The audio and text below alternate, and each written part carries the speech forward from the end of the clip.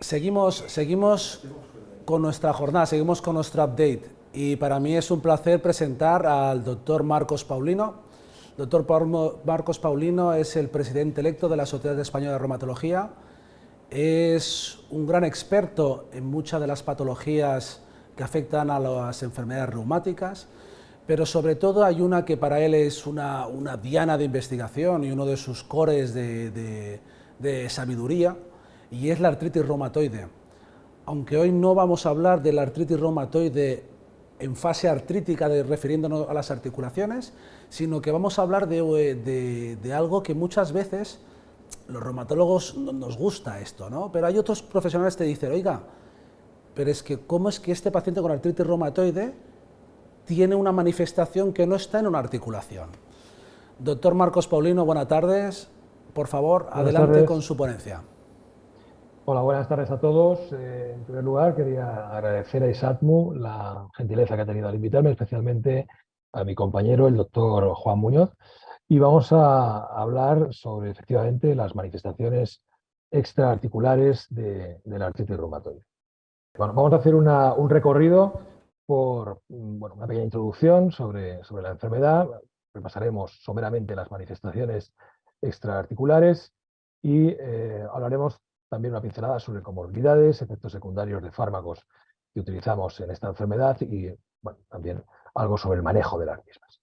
Sabéis que la artritis reumatoide es una enfermedad autoinmune que tiene como tejido diana la sinovial de la articulación y que cuando se desarrolla, produce un pannus, un tejido inflamatorio que va a conducir a la destrucción de la articulación, su deformidad y por tanto a la pérdida de autonomía personal, la incapacidad del paciente. Por norma general es una poliartritis, es decir, afecta a 4 o más articulaciones con un carácter simétrico, con predilección por las pequeñas articulaciones de las manos y de los pies. A modo de recordatorio, sabemos que pacientes, personas con un perfil genético determinado, ante una serie de factores ambientales, van a desarrollar autoinmunidad y esta autoinmunidad, en algunas de ellos, puede evolucionar hacia una preartritis, es decir, la aparición de artralgias, de astenia, es decir, de síntomas, pero en ausencia de signos inflamatorios.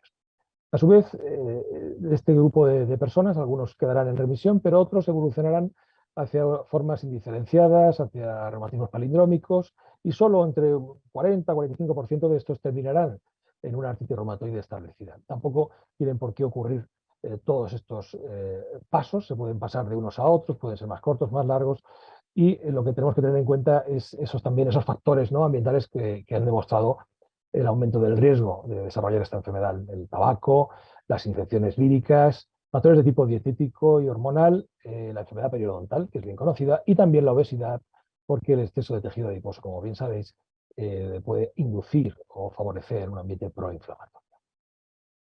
Es una enfermedad que en nuestro país afecta a 300.000 personas, más en mujeres, sobre todo debut, en torno a la quinta década de la vida, y solemos diagnosticar anualmente unos 20.000 nuevos casos. El 80% de estos pacientes son positivos para el factor reumatoide y también muchos de ellos pueden tener positivos los anticuerpos frente a los péptidos citrullinadores cíclicos, que son de una gran especificidad. Cuando se le pregunta al paciente sobre qué es lo que más le limita o más le afecta, nos hablará siempre de, en primer lugar, el dolor, en segundo lugar, el cansancio, que es algo muy común en las enfermedades autoinmunes, y también, por supuesto, la limitación a la hora de movilizarse. Y a la hora de repasar las manifestaciones extraarticulares, lo podemos hacer de varias maneras. Lo podemos hacer por localización anatómica, por gravedad de las mismas o por la frecuencia de aparición. Si utilizamos como guía la localización anatómica, que es lo más habitual, entonces, pues podemos empezar valorando la afectación cutánea en la artritis reumatoide. Y dentro de la afectación cutánea, lo más frecuente, que puede aparecer entre un 10 a un 20% de los pacientes, son los nódulos reumatoides. ¿Sabéis? Esas formaciones subcutáneas que aparecen sobre todo en superficies de extensión, por ejemplo, a nivel del codo, a nivel de las articulaciones interfalángicas de manos, tendón de Aquiles, y realmente estos nódulos se asocian preferentemente pues, más en personas seropositivas, en personas con hábito tabáquico, pueden aparecer prácticamente en cualquier órgano o en cualquier tejido. Y de hecho, cuando aparecen en tejidos inhabituales o en sitios no normales, pues nos crea dudas a la hora de hacer un diagnóstico diferencial con cuadros fundamentalmente tumorales. Recordad esa histología, ¿no?, que cuando caía en el MIR, cuando hacemos la biopsia, con una área central necrótica rodeada por esas fibroblastos en empalizada, todo ello englobado en una cápsula de tejido conectivo y finalmente células inflamatorias que rodean el conjunto, ¿no? Esto no es patrón neumónico, pero sí muy característico.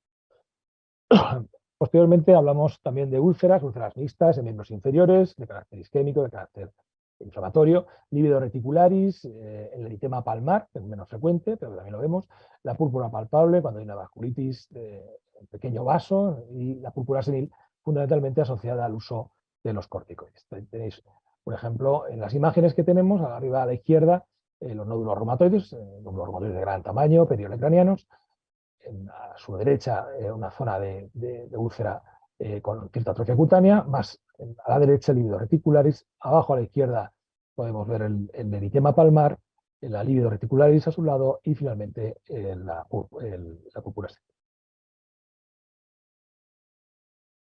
Pasando ya de la piel hacia otro órgano diana, manifestación cada vez que tiene más interés en el campo de la reumatología, que son las manifestaciones pulmonares, pues vemos que el pulmón es un tejido que se puede afectar en cualquiera de sus estructuras, ¿no? A nivel pleural, a nivel parenquimatoso, la vía aérea o a nivel de los vasos sanguíneos. La aparición es variable, y las series hablan de entre un 10 a un 56%, probablemente porque no hay una definición exacta sobre cuándo y qué es de afectación pulmonar en la artritis reumatoide. En el caso de la pleura, sabemos que es muy frecuente, pero no tanto a nivel sintomático, ¿no?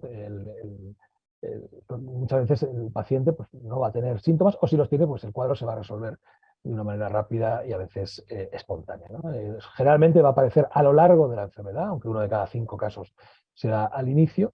Se trataría de un exudado con un bajo pH, cifras bajas de glucosa, elevada proteínas, LDH, y luego pues, también podemos ver macrófagos y células gigantes multinucleadas. El diagnóstico diferencial habrá que hacerlo con derrames de tipo infeccioso o tumoral, pero por norma general pues, suele ser relativamente sencillo de hacer ese diagnóstico.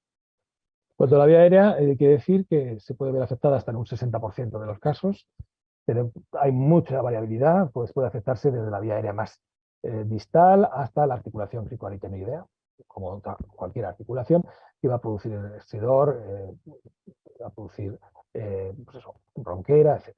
Tenemos bronquiectasias que se pueden subinfectar, hiperactividad bronquial, en definitiva, una afectación global de esta vía aérea desde la parte más distal a la más próxima.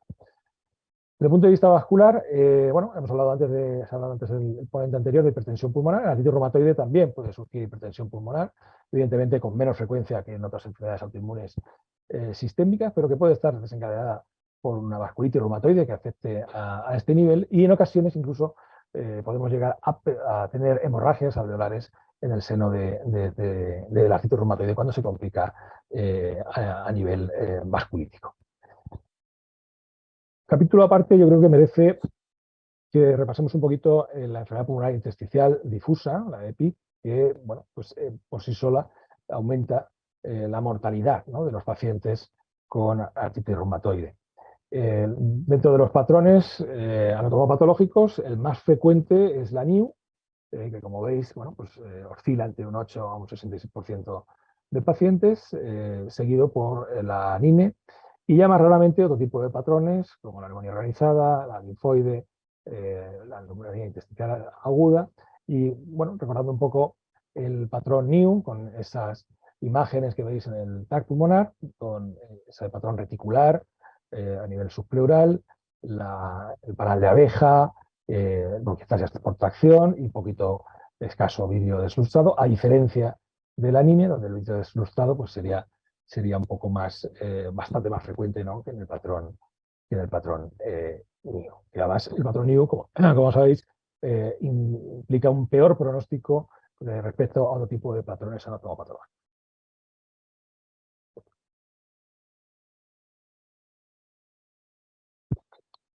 De tal manera que este interés que se ha generado en la EPIT, en la afectación pulmonar intersticial ha llevado a la Sociedad Española de Reumatología y a la SEPAR a llevar a cabo una serie de recomendaciones conjuntas respecto al manejo, ¿no?, de esta complicación.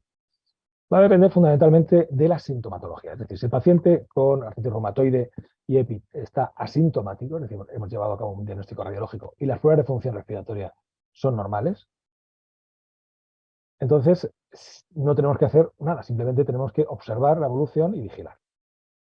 Utilizaremos el tratamiento de la artritis reumatoide convencional. En el caso del metotrexato, sabéis que siempre hay dudas sobre quitarlo, no quitarlo, pues tenemos que individualizar si los síntomas o las EPI han aparecido conjuntamente con el uso del metotrexato en los primeros meses, entonces sí que podría tener relación con un efecto más tóxico. El paciente, si en cambio si el paciente lleva bastante tiempo con el metotrexato, pues es probable que no tenga nada que ver y que incluso pueda ser contraproducente. En cualquier caso, retirarlo. En cualquier caso, hay que individualizar. Respecto a los biológicos, los medicamentos que se recomiendan, que en primera línea estarían distintamente la Batacep o el rituximab, y en segunda línea hay cierta evidencia de que hay menos posibilidad de toxicidad pulmonar con los niveles de interleucina 6 y los niveles de JAK. En cuanto a los anti-TNF, pues hay estudios que indican que puede haber una progresión y que por tanto también tenemos que individualizar cada caso en función del tiempo de aparición respecto a la instauración del tratamiento.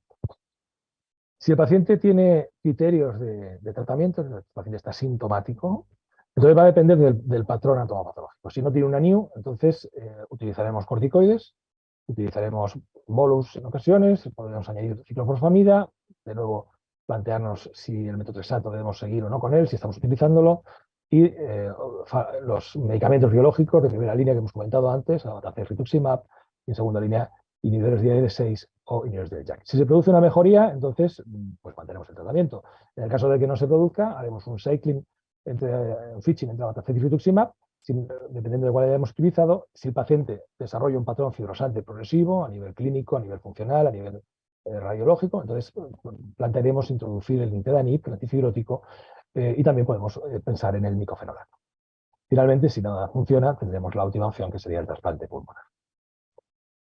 Si el paciente tiene un patrón de NIU, entonces intentaremos evitar, en la medida posible, salvo exacerbaciones de los corticoides, y en el caso de que el patrón sea claramente fibrosante progresivo, el nintedanib, y de nuevo los FAMES que hemos dicho antes, sintéticos y biológicos, en función de lo que hemos comentado de la posible toxicidad. Si hay una mejoría, entonces mantendremos el tratamiento, y si no la hay, valoraremos, como hemos dicho antes, el switching entre Batacep y rituximab y en la introducción de nintedanib o micofenolato.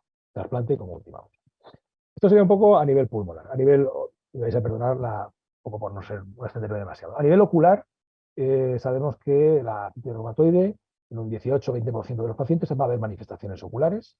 Puede haber un daño a nivel corneal, a nivel de la conjuntiva, a nivel episcleral, escleral, en fin, realmente puede haber una afectación ocular severa en algunos ocasiones, ¿no? La manifestación ocular más frecuente sería la queratoconjuntivitis seca, que aparece fundamentalmente en pacientes con síndrome de Sjögren asociados, con síndrome de Sjögren secundarios, y tenemos que valorar pues, la producción de la lágrima con el test de Swimmer, tenemos que valorar la integridad de la lágrima, la integridad también con técnicas de tinción de la córnea. En ocasiones, bueno, pues puede haber auténticas lesiones graves, como puede ser la queratitis ulcerativa periférica, la PUC. Para ello es fundamental contar con una buena colaboración por parte de los servicios de oftalmología, la creación de consultas multidisciplinares. La epiescleritis sería la segunda manifestación más frecuente, y en menor medida o menos frecuente la escleritis, y en ocasiones se nos puede complicar con una escleromalacia perforante. En cuanto al manejo, en el caso de la epiescleritis, normalmente lo manejaremos con tratamiento tópico, bien antiinflamatorios o corticoides, y en ocasiones tenemos que utilizar estos por vía oral e incluso, a la vez, introducir un FAME, normalmente el metotrexato.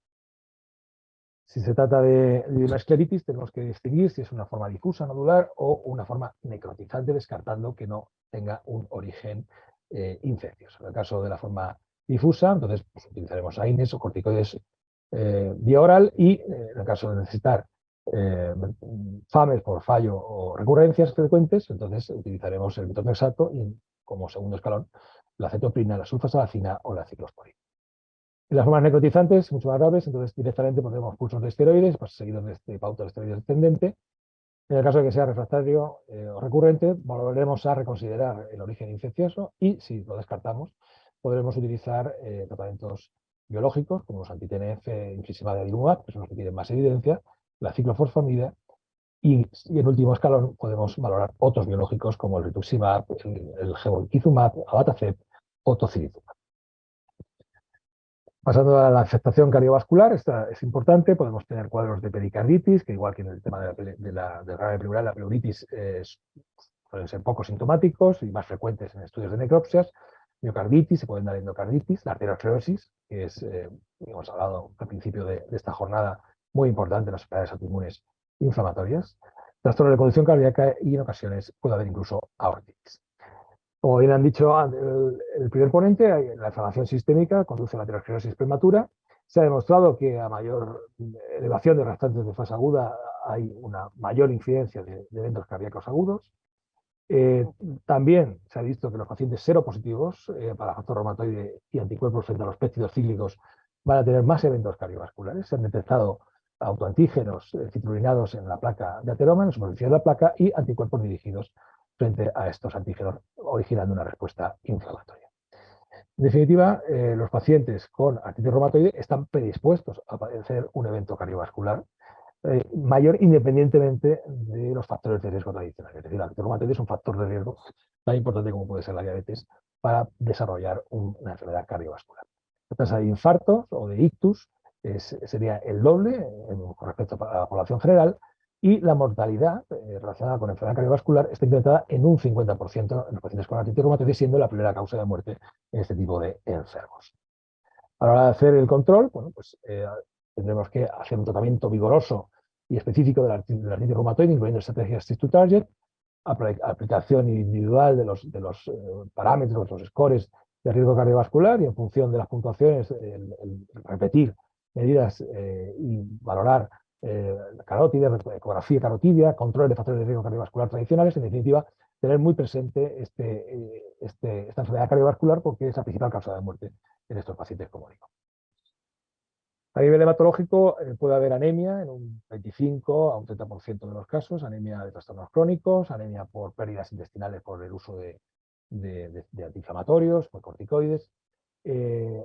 Tenemos por otro lado el síndrome de Felty, esa actividad típica de artritis reumatoide seropositiva y erosiva asociada a neutropenia y a esplenomegalia, y que, bueno, pues guarda bastante relación con el llamado síndrome de los linfocitos grandes granulares, que además de esa neutropenia y esplenomegalia, pues tiene esos tipos de histológico del linfocito a nivel hepático, a nivel de médula ósea y a nivel de sangre periférica, y ambos, tanto el Felty como el síndrome de linfocitos grandes granulares, se asocia al HLA-DR4 y tienen mayor riesgo de otras manifestaciones extraarticulares, de infecciones, de úlceras, en definitiva, mal pronóstico. También detectamos en nuestros pacientes con AR eosinofilia, trombocitosis, también como parámetro reactivo, y en ocasiones paraproteinemias que pueden conducir a neoplasias hematológicas. A nivel neurológico, podemos hablar de síndromes compresivos periféricos, fundamentalmente compresión a nivel del túnel del carpo, del túnel del tarso, en definitiva producido generalmente por la sinovitis, por la inflamación que comprime a este nivel. Síndromes compresivos medulares, fundamentalmente por sus luxaciones alosideas con compresión medular, de enorme gravedad, y mononeuritis múltiple, que puede aparecer en el curso de la enfermedad, pero también por el desarrollo de amiloidosis, entre otras causas. Sin duda, la manifestación más grave de la artritis reumatoide sería la vasculitis reumatoide. Su incidencia se ha reducido, su frecuencia ha reducido su prevalencia al 1,5% en los últimos años gracias a los tratamientos. Es una vasculitis que recuerda histológicamente a la panarteritis nodosa, a afectar a vasos de pequeño y mediano tamaño, pero no hay esos microneurismas típicos de la PAN. Generalmente aparecen pacientes, bueno, pues que tienen ARR de larga evolución, seropositivos, y que fuman, y normalmente con presencia de epítopo compartido. La patogenia podría explicarse por la presencia de inmunocomplejos con el factor reumatoide y autoanticuerpos dirigidos contra las células endoteliales, y en un 80% de los casos se va a limitar a la piel y al sistema nervioso periférico, pero en ocasiones puede producir complicaciones de enorme gravedad que van a llevar a que hagamos tratamientos agresivos para evitar el daño secundario a esa vasculitis según el tejido dañado.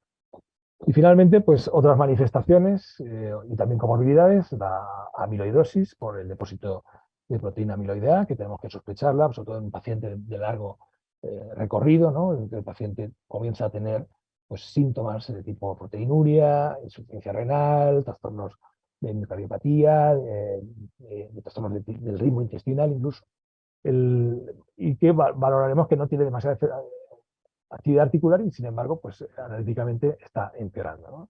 Suele ser más frecuente en pacientes varones, en fumadores, bueno, pues en personas con antecedentes familiares. En definitiva, esta amiloidosis pues tiene mal pronóstico, como sabéis, no tenemos un tratamiento específico para la misma, ¿no? La afectación renal, generalmente más producida por el uso de fármacos, fundamentalmente por toxicidad por AINES, iatrogenia, que podríamos estar aquí pues todo el día hablando, ¿no? Los posibles efectos secundarios, sobre todo los derivados de las citopenias por los fármacos, de la inmunodepresión, las infecciones, la deshabituación muscular y la atrofia, la sarcopenia que puede aparecer en estos pacientes, la osteoporosis, bien por la propia enfermedad, porque se produce una activación de los osteoclastos, y también por los tratamientos corticoideos, de manera que está doblada el riesgo de fracturas en pacientes con artritis reumatoide. Las infecciones, que también son el doble de frecuentes en estos enfermos, generalmente infecciones oportunistas a nivel cutáneo, a nivel respiratorio, a nivel incluso articular, lo que lleva al diagnóstico diferencial con brotes de la propia enfermedad, y síntomas de tipo gastrointestinal, enfermedad péptica, cáncer, fundamentalmente linfomas y en menor medida ligera elevación de la incidencia del cáncer de pulmón, depresión por la mala calidad de vida que pueden desarrollar nuestros pacientes, diabetes, etc. Hay que tener en cuenta, por tanto, que las manifestaciones extraarticulares en la artritis reumatoide se van a asociar a un peor pronóstico global y el riesgo de mortalidad va a estar aumentado 2 veces frente a pacientes con AR sin este tipo de síntomas. Las nuevas terapias, afortunadamente, los tratamientos dirigidos, el diagnóstico precoz, que ya conseguimos hacer, las estrategias Fit to Target y el mayor control de los factores de riesgo globales han reducido la frecuencia y la gravedad de las. En definitiva, se trata sin duda de una enfermedad autoinmune sistémica, por todo lo que he comentado. La aparición puede ser variable en el curso de la enfermedad, puede aparecer al debut, incluso puede ser la manifestación inicial. Otros pacientes hemos visto que aparecen tras muchos años de evolución. Tenemos que tener en ocasiones elevados índices de sospecha, porque a veces son sintomáticos, y sin duda generan peor pronóstico y mayores tasas de mortalidad. Y ya sin más, me despido con esta imagen de las lagunas de Ruidera, a las que os invito, que ahora mismo no están así, tengo que decir por la sequía que tenemos, pero que en años venideros espero que vuelva a estar como está. Y muchas gracias. Muchas gracias, doctor Marcos Paulino. La verdad es que agradecemos enormemente el tiempo que nos ha dedicado aquí en ISADMO, el Centro Médico Tecnon. Sabemos que es un doctor con una agenda no ocupada, sino lo siguiente, y que además la semana que viene tiene el evento más grande que tenemos, ¿no? La Sociedad Española de Reumatología en su Congreso Nacional. Tenemos unas cuantas preguntas de varios de nuestros oyentes, y una es, ¿cuál es el impacto sobre la calidad de vida en estas manifestaciones extraarticulares? ¿Es mayor el impacto de la calidad de vida, la afectación de la artritis o de estas manifestaciones que nos ha explicado? Afortunadamente, yo creo que ahora mismo podríamos decir que están un poco a la par. Hemos conseguido, gracias al diagnóstico precoz y a la colaboración fundamental de la atención primaria, de poder identificar y detectar a estos pacientes rápidamente, derivarlos y atenderlos en consulta y ponerles un tratamiento con una escalada rápida de dosis de fármacos inmunosupresores para aprovechar, como bien sabes, esa ventana de oportunidad que tenemos para que al principio de la enfermedad, cuando está iniciándose, si conseguimos atajarla con vigor, pues vamos a prevenir, ¿no?, complicaciones en el futuro y mejorar la calidad de vida del paciente. Por lo tanto, yo creo que ahora mismo la afectación de la calidad de vida del paciente estaría un poco a la par, pues, con predominio de la afectación articular, porque aunque sea una enfermedad, como digo, autoinmune sistémica, sigue siendo predominantemente articular, pero ya hemos visto que en ocasiones esas manifestaciones extraarticulares pueden complicar y mucho el pronóstico del paciente. Muchas gracias. Tenemos otra pregunta también técnica, ya que este es un curso para especialistas, que es, ¿realmente las manifestaciones extraarticulares dan una artritis reumatoide con mayor gravedad y peor pronóstico? Bueno, por norma general, la presencia o la aparición de manifestaciones extraarticulares condicionan también, en muchos casos, la aparición de otras manifestaciones extraarticulares. O sea, por norma general, pues suelen ser pacientes positivos para el factor reumatoide, positivos para los para los anticuerpos frente a los péptidos citrulinados cíclicos, suelen ser pacientes, bueno, que hemos visto que en general este tipo de enfermos con varias manifestaciones extraarticulares probablemente van a desarrollar un complejo patológico de mayor gravedad, de mayor refractariedad al tratamiento y, por tanto, desde luego nos va a exigir una mayor atención y un seguimiento en la consulta más estrecho, ¿no? Entonces, es evidente que en este caso, y no solamente de manifestaciones articulares, también hablamos de comorbilidades, es muy importante, y de iatrogenia, porque hemos visto que cada dos por tres tenemos, bueno, pues avisos, ¿no?, de las agencias del medicamento, y eso nos obliga a los reumatólogos a tener un control muy estricto sobre nuestros pacientes y tener una buena comunicación con los médicos de familia para un poco detectar este tipo de complicaciones. Así que, desde mi punto de vista, cuando el paciente con artritis reumatoide desarrolla manifestaciones extraarticulares, aunque puede ser en ocasiones manifestaciones extraarticulares en un paciente con una R que estaba bien controlada, como hemos visto antes, por ejemplo, en el caso de la amiloidosis, pero bueno, pues por norma general sí que suele conferir un peor pronóstico y evolución de la enfermedad. Doctor Marcos Paulino, agradecerle de verdad estar hoy aquí con nosotros y espero verle físicamente la semana que viene en el Congreso Nacional. Gracias por su tiempo. Gracias a vosotros y un abrazo para ti, Juan, y para todos el comité científico. He estado muy cómodo y un saludo a todos los participantes. Hasta pronto.